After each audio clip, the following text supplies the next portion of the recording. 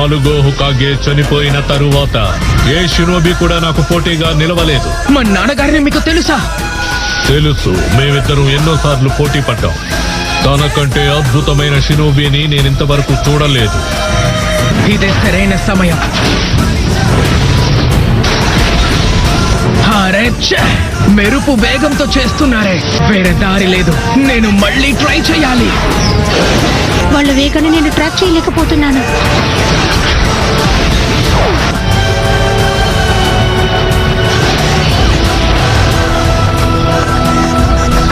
Naruto, నీ పని అయిపోయినట్టే. అవకాశమే లేదు. నన్ను నమ్ముకుని చాలా మంది ఉన్నారు.